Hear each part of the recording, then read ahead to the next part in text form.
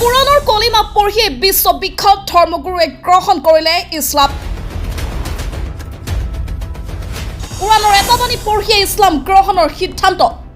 ইছলাম ধৰ্মই মানুহক অতিথি পৰায়ণ হ'বলৈ শিকায়।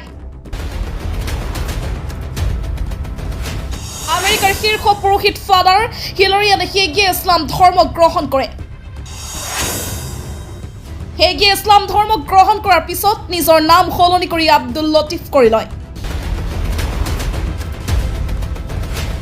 শেহতীয়াকৈ ছ'চিয়েল মিডিয়াত ফাদাৰ হেগিৰ ইছলাম ধৰ্ম গ্ৰহণৰ বিষয়ে বহু চৰ্চা চলিছে। এই তথ্য আমেৰিকাৰ অনলাইন মিডিয়াৰ এক প্ৰতিবেদনৰ পৰা জানিব পৰা গৈছে। ইছলামৰ প্ৰতি ফাদাৰ হিলাৰিয়ান হেগিৰ আগ্ৰহ বহু আগৰ।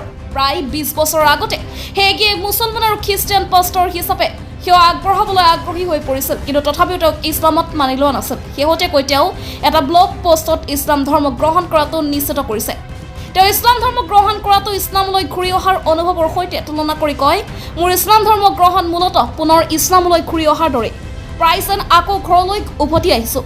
২০০৩ চনত ফাদাৰ হিলাৰিয়ান হেগিয়ে এণ্টিঅচিয়ান অক্সফৰ্ড গীৰ্জাৰ প্ৰতি আনুগত্য গ্ৰহণ কৰে। পিছলৈ ২০১৭ চনত ইষ্টাৰ্ণ কেথলিক গীৰ্জাত যোগদান কৰে। ইয়াৰ পূৰ্বে তেওঁ উইস্কনচিনৰ ছেইণ্ট নাজানিয়ানৰ হোলী ৰিজাৰ্ভেশ্যন মনাষ্ট্ৰীৰ পৰা বাইজেণ্টাইন কেথলিক পুৰোহিত মত ধৰ্মত স্নাতক ডিগ্ৰী লাভ কৰে।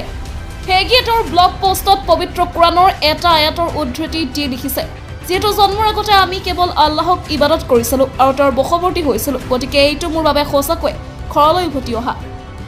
মুছলমান সম্প্ৰদায়ে তেওঁক উষ্ম আদৰণি জনোৱাৰ কথা উল্লেখ কৰি হেগি ওৰফে আব্দুল লতিফে কয়, মুছলমান সম্প্ৰদায়ে মোক ব্যক্তিগত আৰু অনলাইন দুয়োটা দিশতেই অবিশ্বাস্য উষ্মতা আৰু আতিথ্য দেখুৱাইছে। ইমান আতিথ্য মই আগতে কেতিয়াও দেখা নাই।